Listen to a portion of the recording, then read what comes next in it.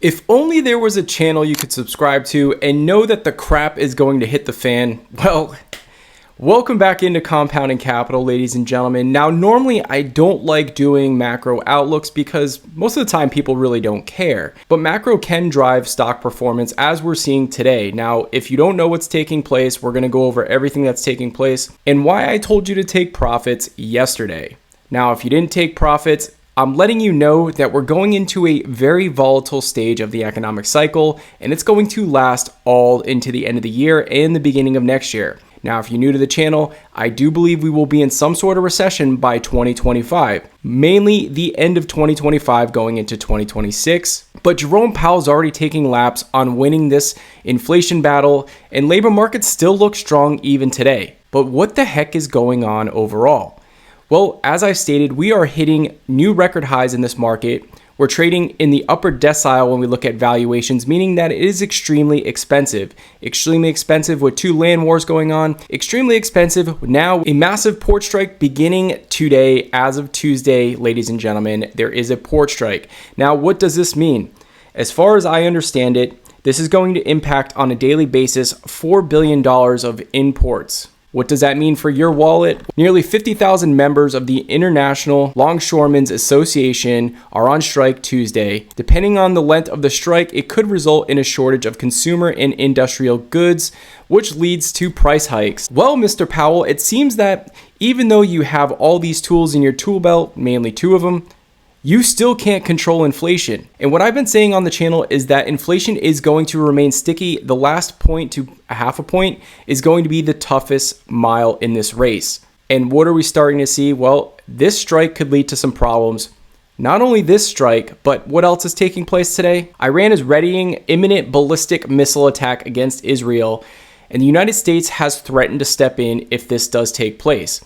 Now, these missiles take about 12 minutes to get from Iran to the target of Israel. And we all know that this Middle Eastern tension has been going on for hundreds of years, but it seems like it's starting to pick up more and more. So when we think about everything that's taking place here, China in a recession, now stimulating out of it, threatening to take over Taiwan, Russia invading Ukraine, we have ballistic missiles going all over the place, and yet the market is so greedy that it's still putting new money in at all-time highs, forcing a euphoric end to this awful cycle that we're in. Now, I pinpointed on the charts, ladies and gentlemen, that the mid-October to end of October, we're going to see a downturn in this market, and it's already starting as of today with some news. So as we're hitting the last quarter here, a lot of things we need to think about. Number one, there's going to be window dressing when it comes to stock losses and stock gains. What does that mean? Tax loss harvesting here. We're going to see people take those losses, offset the gains, and so there's going to be selling pressure into the end of this year.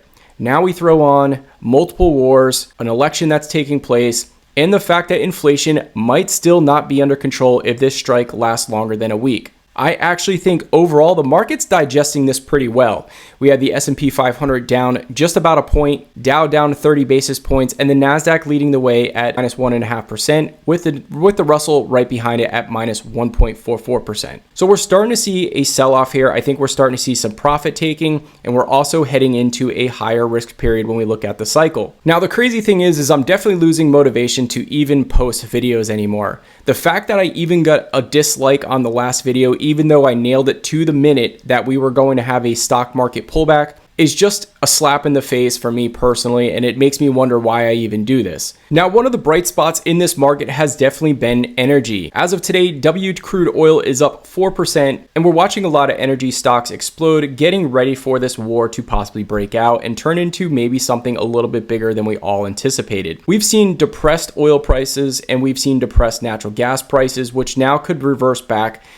But if we don't see oil break out, that's telling me that there's definitely a concern when we look at the overall strength of the economy. The other thing I really want to point out here is, has anybody been paying attention to the performance of gold? Gold is up 45% in 1 year. Now, normally gold is a flock to safety. And so when I'm looking at oil prices kind of tanking here, now obviously if we take the war off the table, oil prices should be in the $68 to $66 range.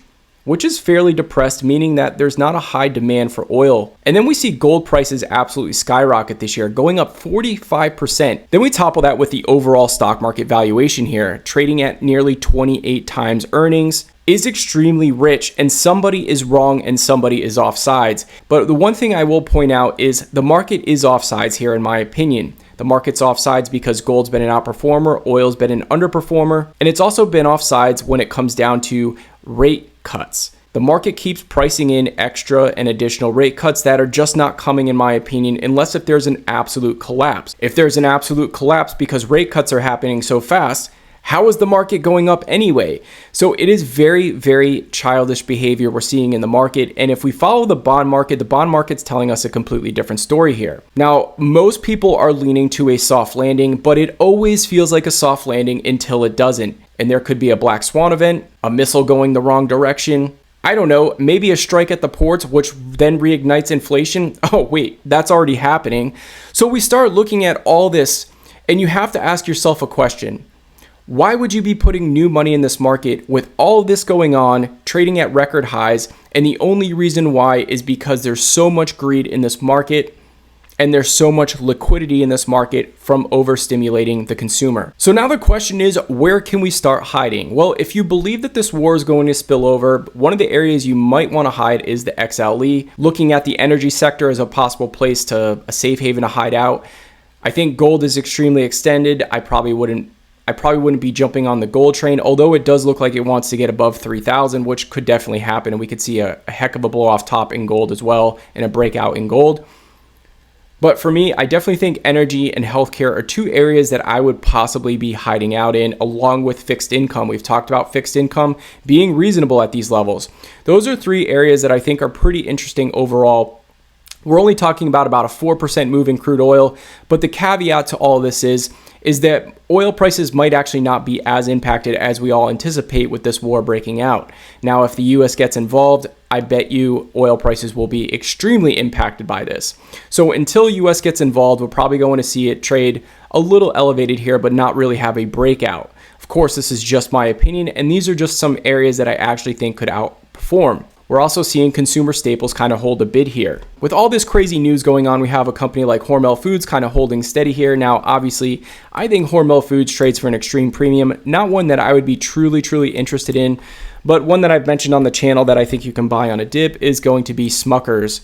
I've done an analysis on Smucker's. I highly recommend you check it out. And that one's trying to hold steady as well, down roughly 28 basis points. And this one pays over a 3.5% dividend and is trading at 17 times earnings, roughly 11 to 12 times forward earnings. So very reasonable valuation on this company. I personally like it between $100 and $105.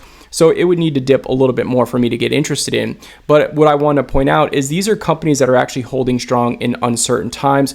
And I also think that healthcare will hold fairly strong and get a bid at some point in time. I think the knee-jerk reaction is to sell everything at first, and then things start outperforming. Right off the bat, we're seeing a flock to energy. I'd probably wait for that to settle down. If US starts getting involved here, I think energy could be a great sector to hide into. And I also think consumer staples on a substantial pullback could make sense, along with healthcare. So those are some certain sectors that you might want to look at building in long term if we get a substantial pullback. These are companies that you could build in some substantial positions, collect a dividend, have low PE ratios, collect a dividend, have decent valuations when we look at these companies trading to the S&P 500 trading at nearly 30 times earnings, and companies trading at 11 and 12 times earnings that pay dividends that are 3 and 4 times larger than what the S&P offers could make a lot of sense for a safe haven to hide. As always, guys, want to bring you the news, and we will see you in the next one.